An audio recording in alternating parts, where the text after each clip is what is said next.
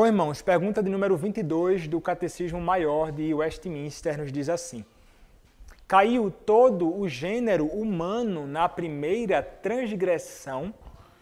Resposta: havendo o pacto sido feito com Adão como representante, não para si somente, mas para toda a sua posteridade, todo o gênero humano, descendendo dele por geração ordinária, pecou nele, em Adão, e caiu com ele, em Adão, na primeira transgressão.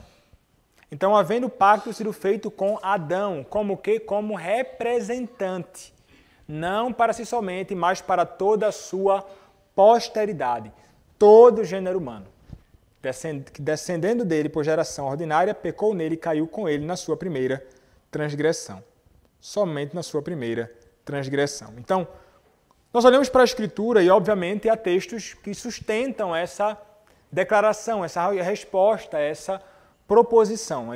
E Atos capítulo 17, inclusive exposto, domingo passado, fala sobre essa realidade. Atos capítulo 17, irmãos, são alguns textos que nós leremos agora brevemente, mas vamos considerar mais do conteúdo, inclusive retomando alguns desses textos mais para frente. Mas Atos capítulo 17, verso de número 26, a palavra do Senhor nos diz assim: de um só fez toda a raça humana para habitar sobre toda a face da terra.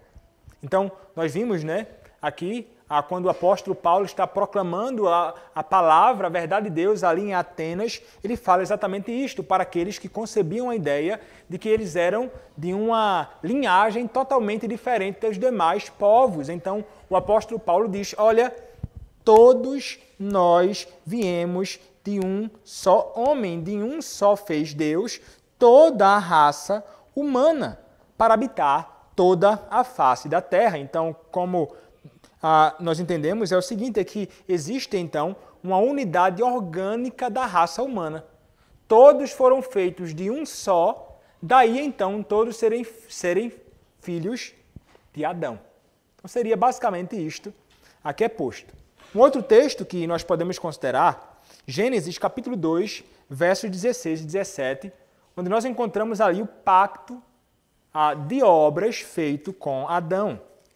Gênesis capítulo 2, versos 16 e 17, a palavra, irmãos, do nosso Senhor nos diz assim: e o Senhor Deus lhe deu esta ordem: de toda árvore do jardim comerás livremente, mas da árvore do conhecimento do bem e do mal não comerás, porque no dia em que dela comeres, certamente morrerás. Então, está aqui o Senhor no seu diálogo com Adão, cabeça federal ou representante de toda a humanidade, e ele vai dizer, olha, o Senhor teu Deus te dá esta ordem: de toda árvore do jardim você pode comer livremente. Contudo, a árvore do conhecimento do bem e do mal, dela não deve comer. No dia que você comer dela, e este ato de comer é desobediência ao Senhor, você certamente morrerá. Nós vemos e veremos qual a dimensão deste tipo de morte que está sendo tratado aqui. Esse texto de Gênesis capítulo 2, versos 16 e 17, ele pode ser comparado com o texto de Romanos capítulo 5, versos 12 a 21, que é um outro texto que nos ensina muito esse papel representativo, não somente de Adão, mas também do próprio Senhor e Salvador Jesus Cristo. Quando nós olhamos para Romanos capítulo 5, a partir do verso 12 até o verso 21, nós veremos essa realidade. Nós não vamos ler esse texto agora todo, nós vamos ler ele à medida que formos considerando aqui alguns versos, mas se você considerar o texto de Romanos 5, versos 12 a 21, você verá Adão e Cristo, cada um como cabeça representante de algo ou de algumas pessoas. Então, ou melhor, Adão de toda a humanidade, todos nós representados em Adão, e Cristo como cabeça ou representante do povo eleito de Deus. Então nós veremos isso sendo muito claro, exposto pelo próprio apóstolo Paulo na sua epístola aos Romanos, especificamente em Romanos capítulo 5, 12 a 21. Adão, então, ele foi constituído por Deus como cabeça ou representante federal de toda a raça humana, de modo que a sua atitude foi determinante para todos. Em um outro texto, 1 Coríntios capítulo 15, versos de número 21 a 22, quando o apóstolo Paulo, mais uma vez, nos escreve o seguinte: visto que a morte veio por um homem, também por um homem veio a ressurreição dos mortos. Porque, assim como em Adão todos morrem, assim também todos serão vivificados em Cristo. Então, Adão é, como Cristo, o cabeça federal ou representante oficial. Mas veja, nós vamos antes considerar aqui o que nós podemos chamar de a transmissão deste pecado, né? Veja, a raça humana foi criada perfeita, né? Em conhecimento, retidão e santidade, com domínio sobre as criaturas. O nosso Deus criou o homem puro, sem mácula, sem pecado, sem qualquer tipo de corrupção. Mas nós sabemos, né, e nós vimos, que o homem caiu em pecado, o homem desobedeceu a Deus, o homem comeu do fruto proibido, e então isso provocou a miséria, a confusão, realmente coisa difícil, não somente para a humanidade, mas para todo o cosmos que é impactado, afetado com o pecado cometido em Adão. Então, desde Adão, ninguém, irmãos, esteve isento da sua própria influência maligna. Como diz Romanos capítulo 3, verso 23, todos pecaram e carecem de quê? Da glória de Deus.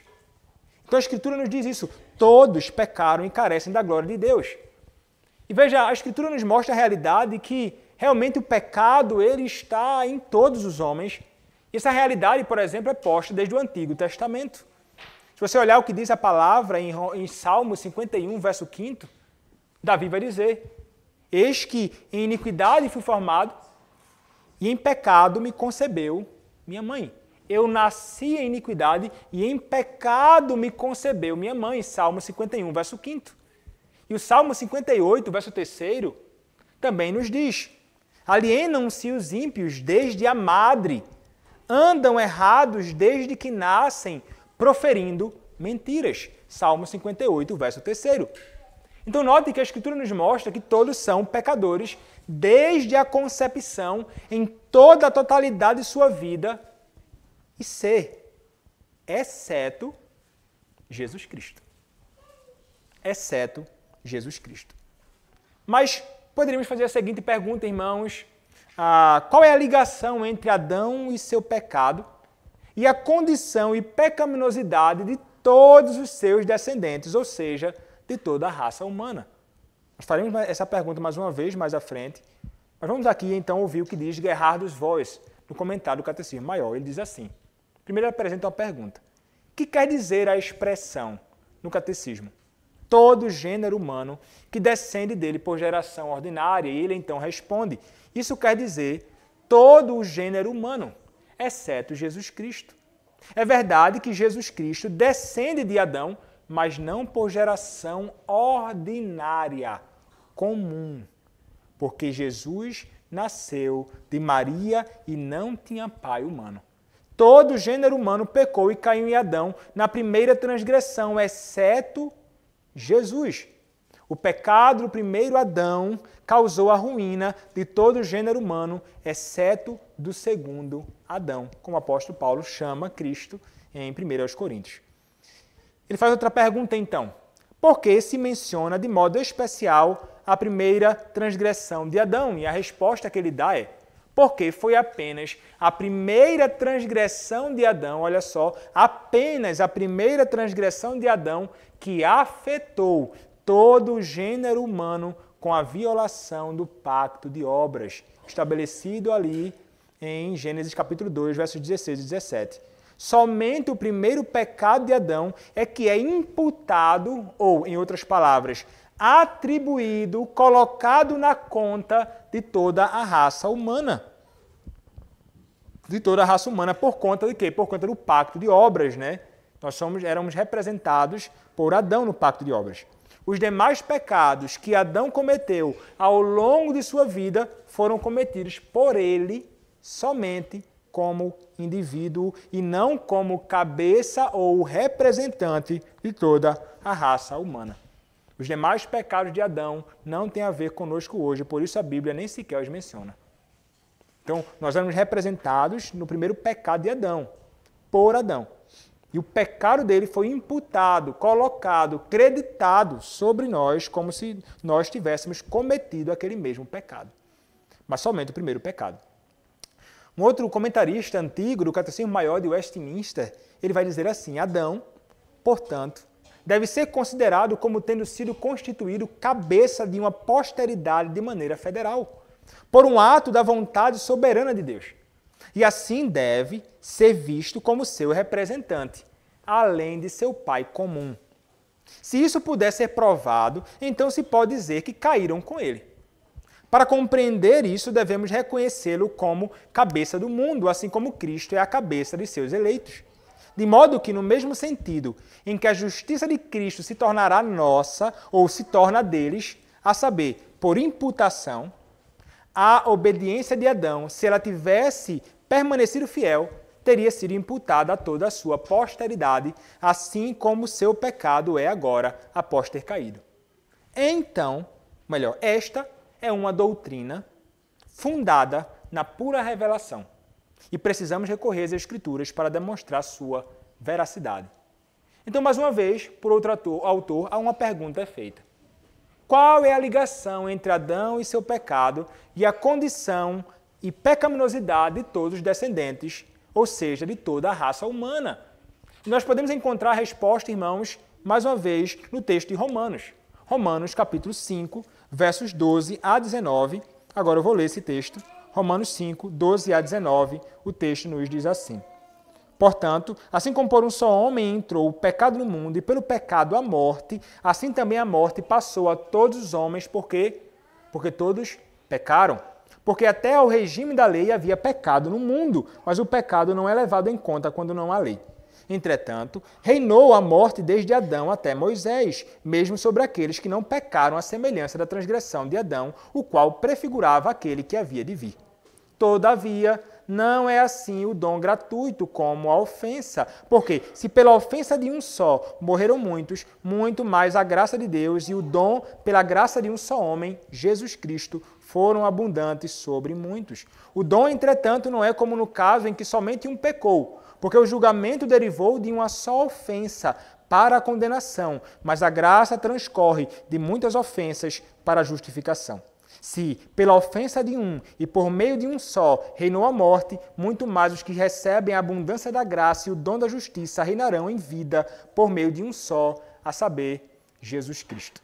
Por isso, pois, assim como por uma só ofensa veio ao juízo sobre todos os homens para a condenação, assim também por um só ato de justiça veio a graça sobre todos os homens para a justificação que dá a vida. Porque, como pela desobediência de um só homem muitos se tornaram pecadores, assim também por meio da obediência de um só muitos se tornarão justos.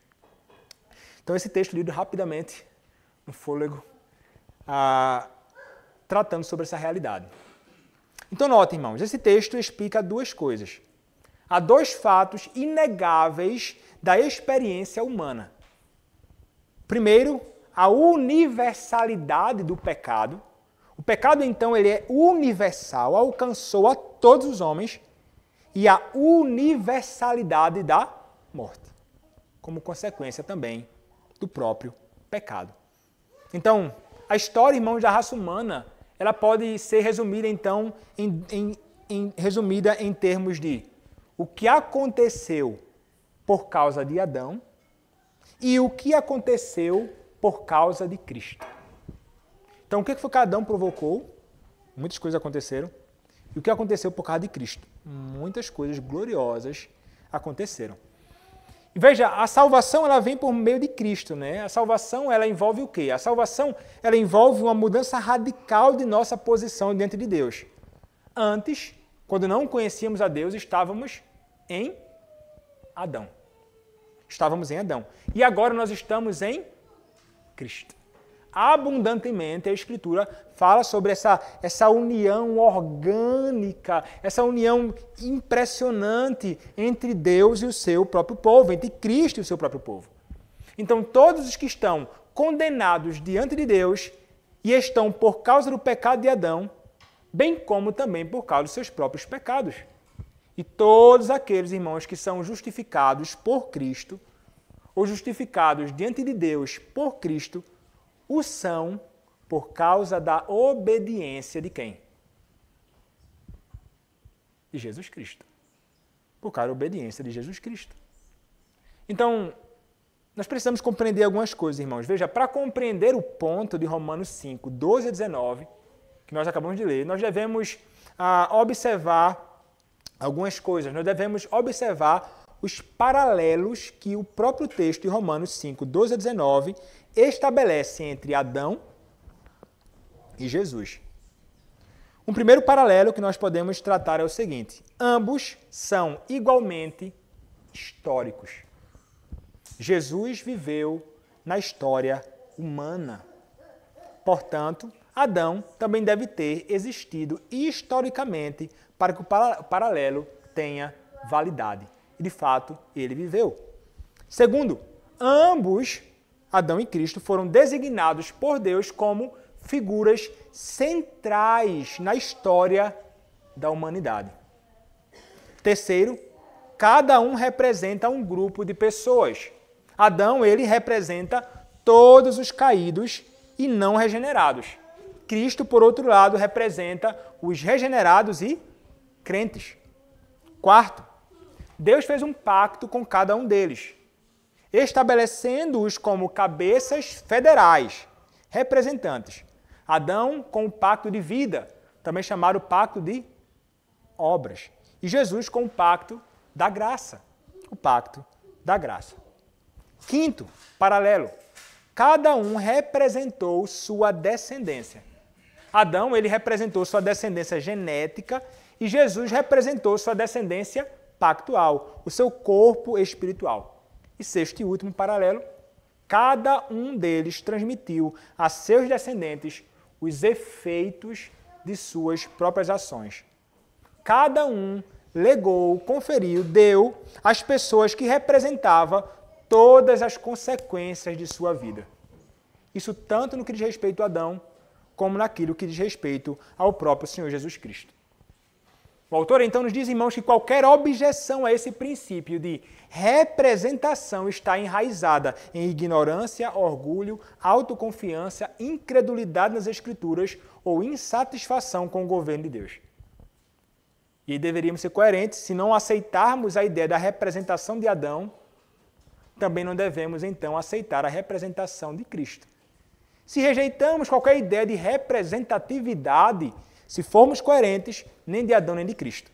Então, se não quisermos representação pactual no Éden, também não poderemos tê-la no Calvário.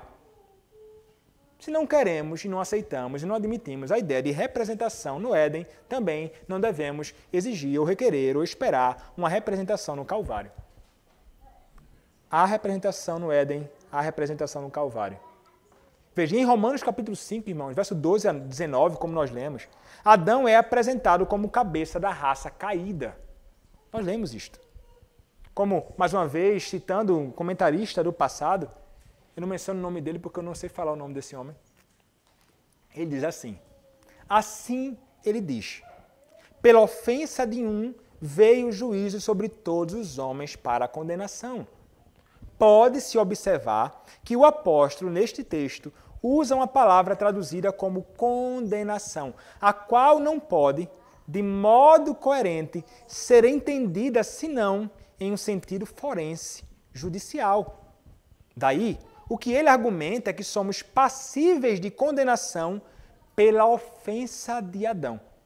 E isso certamente prova a imputação de sua ofensa a nós. E, consequentemente, que ele é considerado como nossa cabeça federal. Então, nós entendemos, irmãos, que as ações de Adão não foram exclusivamente suas. Não foram exclusivamente privadas. Adão, ele era uma pessoa que nós podemos chamar de uma pessoa pública e representativa. Ele representava toda a sua posteridade. Mais uma vez, esse comentarista, que eu não sei mencionar o nome, ele diz assim: ora, a morte deve ser considerada como um mal penal, pois como tal, foi primeiramente denunciada como parte da maldição consequente ao pecado de Adão.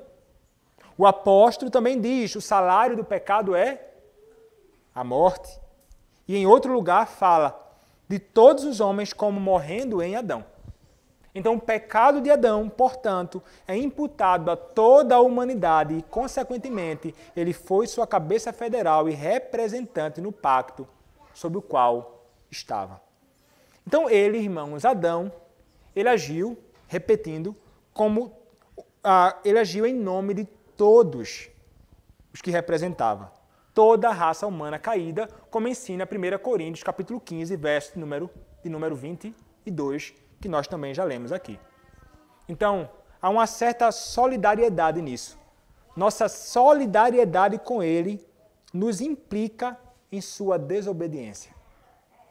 Nós estávamos representados com ele e pecamos ali.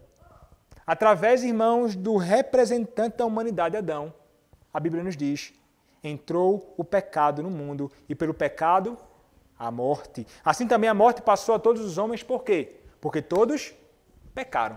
Romanos 5, verso número 12. Como diz o estudioso, o verbo pecaram está no tempo aoristo no grego. O que significa isso, né? Indicando uma ação completa no passado. É isso que indica.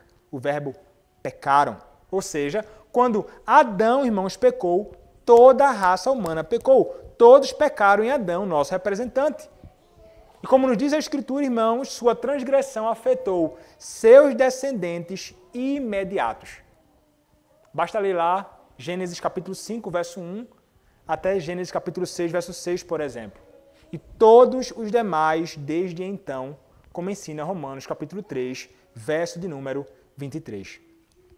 Então, essa é a realidade de Adão como o nosso representante, nós pecamos com ele e não há como fugirmos biblicamente dessa verdade incontestável.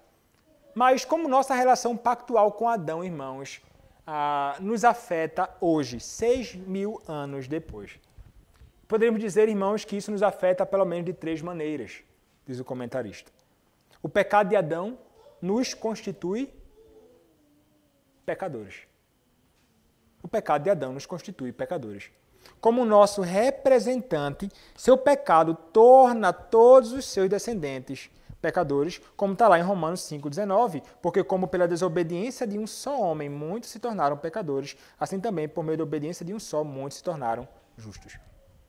Então, nós somos assim considerados por Deus, irmãos, de maneira judicial e legal.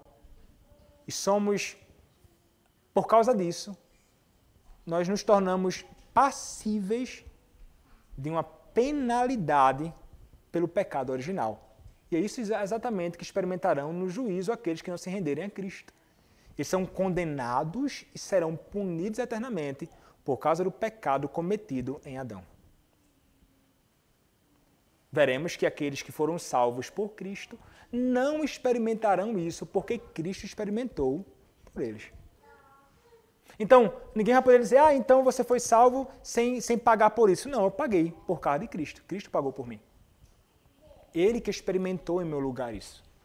Então, a penalidade que era minha foi paga por Cristo, cabeça dos redimidos.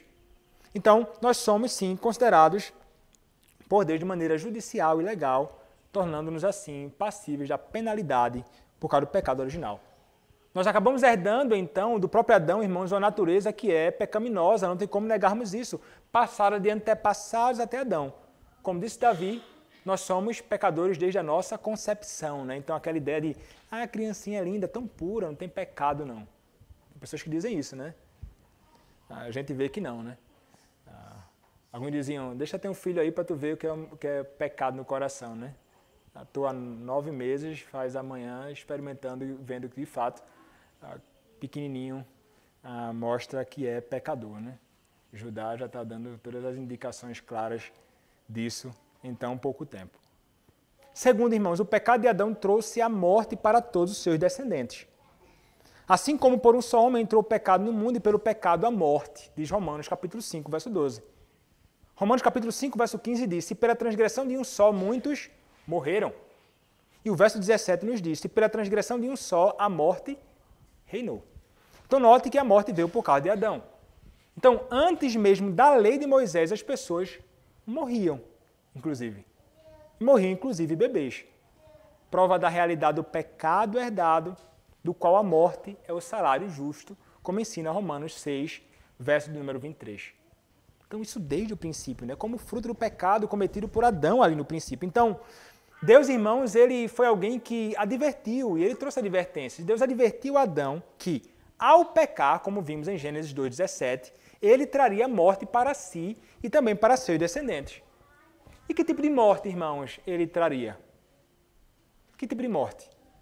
Nós podemos falar em 3 aspectos distintos da morte trazida por Adão ao quebrar o pacto. Há primeiro o que nós podemos chamar de morte física. É o que nós encontramos abundantemente acontecendo, por exemplo, em Gênesis capítulo 5. Gênesis capítulo 5, verso 5. Nós encontramos a morte, de fato, alcançando os homens. O tempo inteiro nasceu, teve não sei o que, morreu. Um dos capítulos que eu achei mais difíceis de expor, quando fui expor Gênesis. Então, a morte física, ela é fruto do pecado cometido em Adão no princípio. Nós morremos por causa do pecado.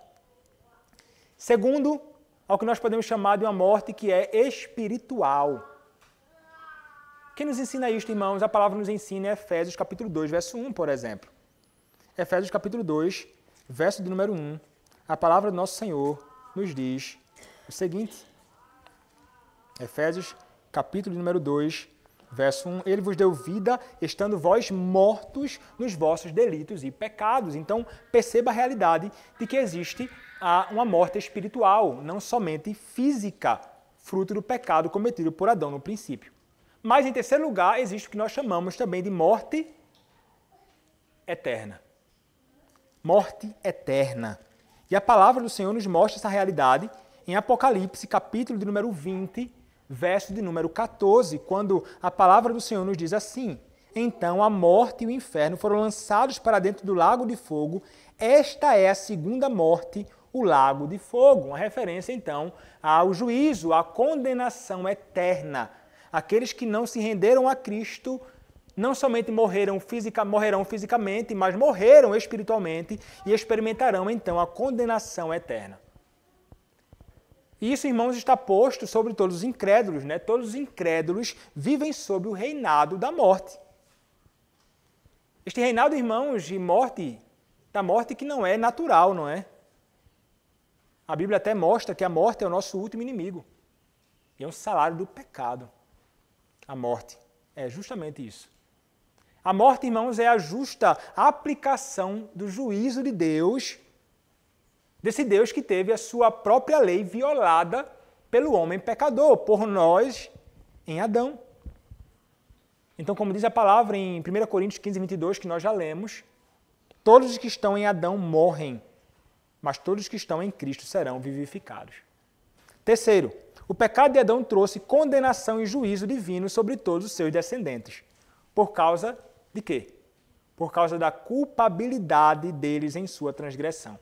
Mais uma vez, a palavra nos diz em Romanos 5,16, de fato, por um só homem, de fato, por um só pecado veio o juízo sobre todos os homens para condenação. Se você se recordar, você lê a Epístola de Romanos, você vai se recordar do fato de que condenação é justamente o contrário de justificação. Aquele que é condenado não é justificado, aquele que é justificado não há mais condenação. Então, condenação e justificação são coisas opostas.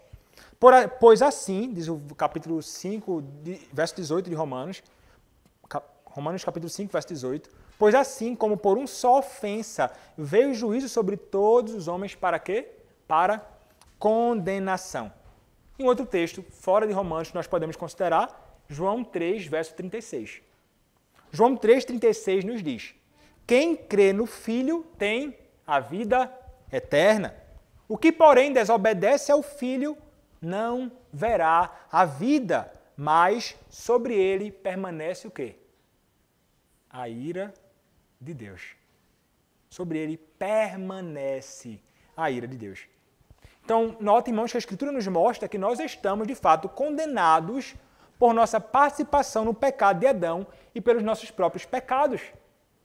Isso deveria, então, nos entristecer, caso não soubéssemos da boa notícia. Qual a boa notícia? A boa notícia é que há um outro representante. A boa notícia desta passagem de Romanos e outros textos de Coríntios também, a boa notícia, irmãos, é que Cristo veio para ser o cabeça de uma raça redimida de pessoas. E suas ações, irmãos, como a de Adão, foram também representativas. E nossa solidariedade e união pactual com Ele nos implicam em sua obediência.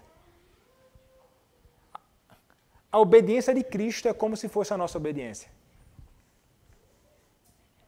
Ele morreu a morte que deveríamos morrer e viveu a vida que deveríamos viver. Ele obedeceu perfeitamente às exigências do pacto estabelecido. Então, como diz Romanos capítulo 5, verso 19, assim também, por meio da obediência de um só, quem é este? Cristo, muitos, os que ele representa, se tornarão justos. Sua obediência, então, irmãos, é o quê? Sua obediência é a nossa salvação. O que ele garantiu para nós, irmãos? O nosso Senhor Jesus Cristo garantiu ao crente a abundância de graça, como diz o próprio verso 17 de Romanos capítulo 5. Ele é aquele, irmãos, que nos dá mais do que nós perdemos em Adão. Nós perdemos muitas coisas em Adão, irmãos, muitas coisas, mas nós recebemos em Cristo muito mais do que aquilo que nós perdemos em Adão. As bênçãos superam as perdas em Adão. As bênçãos que nós adquirimos em Cristo. E esse Cristo, irmãos, ele garante e imputa ao crente o quê? Deus imputa ao crente a própria justiça de Cristo, como diz os versos 16 a 19 de Romanos capítulo 5. E o que acontece? Acontece então, irmãos, que nossas pessoas e nossas obras, irmãos, são aceitas como justas diante de Deus por causa de Cristo e de nossa união com Ele. O que é que se pode então inferir disso? Pode-se inferir, irmãos, que se a queda de Adão foi tão eficaz ao ponto de produzir a ruína de todos ou de muitos, muito mais eficaz é a graça de Deus para o benefício de muitos, uma vez que se admite que Cristo é muito mais poderoso para salvar que Adão foi para destruir o homem. Cristo pode, e fez, e tem feito. Mas observe-se, irmão, que um número maior não é aqui contrastado com muitos, pois ele não está falando do número de pessoas, mas sim que, como o pecado de Adão destruiu muitos, ele conclui que a justiça de Cristo será igualmente eficaz para salvar muitos. Esse princípio, então, irmãos, de representação nas Escrituras traz várias implicações importantes, diz o autor, um dos comentaristas que eu tenho usado, para tratar sobre estas perguntas. Ele vai dizer assim, primeiro, as significações das ações humanas. Veja como ele está tratando, como esse princípio de representação ele se estende a nós, não é? A nossas ações. Então, a significação das ações humanas. Primeiro, as pessoas são capazes de realizar ações grandes e duradouras, de grande e duradouro impacto. Nós somos capazes. Não devemos tratar as ações dos homens ou as nossas com leviandade. Deus não as trata assim. Nossas ações, elas têm um grande impacto sobre aqueles que estão ao nosso redor, sobre a nossa família e tudo mais. Segundo, a solidariedade entre pais e filhos. As ações dos pais afetam seus filhos, não tem como. Nós estamos, irmãos, sempre ensinando e influenciando nossos filhos, cujos futuros estão profundamente entrelaçados com nossas ações presentes. Terceiro, a impossibilidade do universalismo também é mostrado aqui. Os termos todos e muitos, em Romanos 5, 12 a 19, representam dois grupos distintos de pessoas. Todos os muitos que estão em Adão e todos os muitos que estão em Cristo. Todos os que são representados por Adão sofrerão a morte. Todos os que são representados por Cristo receberão a vida. Todos os não regenerados morrerão e todos os crentes viverão. Assim, Adão representa a parte perdida da raça humana e Cristo representa a parte salva.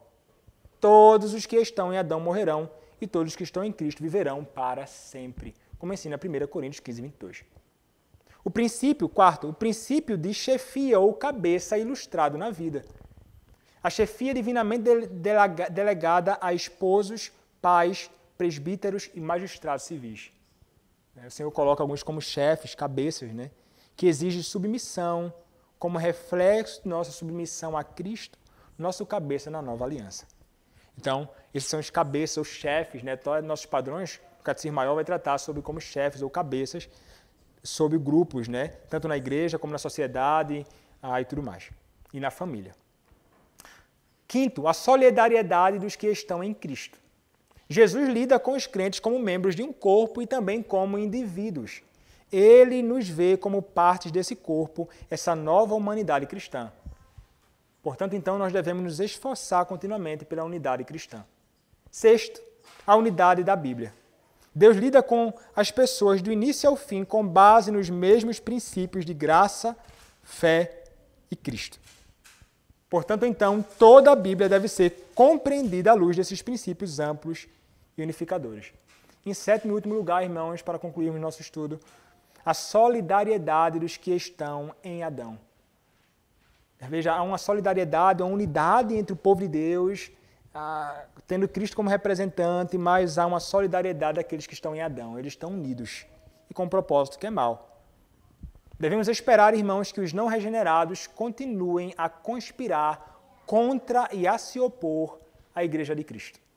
Eles vão sempre se levantar. Herodianos, fariseus, escribas e saduceus estavam sempre em conflito entre si, exceto quando se uniram em ódio contra Jesus para matá-lo. Eles tinham um inimigo em comum. Quem era o inimigo em comum? O inimigo em comum era Cristo. Da mesma forma, irmãos, pessoas semelhantes se unem hoje para atacar a Igreja de Cristo, assim como se uniram para crucificá-lo naqueles dias. Então, essa ideia da representatividade, da unidade nessa representação, daqueles que pertencem a Cristo, pertencem ao diabo, né, os não regenerados, isso tem implicações na vida, no modo que nós lidamos com as coisas, inclusive podemos ver, não é, essa ideia sendo representada naqueles que são maus, que conspiram contra o Senhor Jesus Cristo, né, contra o ungido de Deus e contra todos aqueles que se unem a Ele. Mas devemos entender, irmãos, se nós fomos salvos por Cristo, nós estamos sob o governo dele, ele é o nosso representante de todos os redimidos, hoje já salvos, daqueles que foram salvos, daqueles que virão a ser salvos, e aqueles que estão em Adão, se não forem salvos por Cristo, estão condenados por causa do pecado cometido juntamente com ele no princípio de todas as coisas. Mas antes essa era a nossa condição. Todos nós éramos, por natureza, filhos de Adão. Hoje, somos filhos de Deus, adotados por Deus em sua família, graças à obra bendita do seu Filho, o nosso Senhor e Salvador, Jesus Cristo. E este é um grande privilégio. Louvado seja o nome do nosso Deus por sua bondade revelada nisso. As próximas perguntas, então, nós tentaremos lidar com mais questões específicas, né, sobre a nossa fé. E a pergunta seguinte é a pergunta 23, que diz: a que estado ficou reduzido o gênero humano por essa queda? Essa queda reduziu o gênero humano a um estado de pecado e miséria. Então, a próxima pergunta do próximo domingo, se nosso Deus permitir. Amém. E a gente conclui aqui, irmãos. Alguém tem alguma dúvida?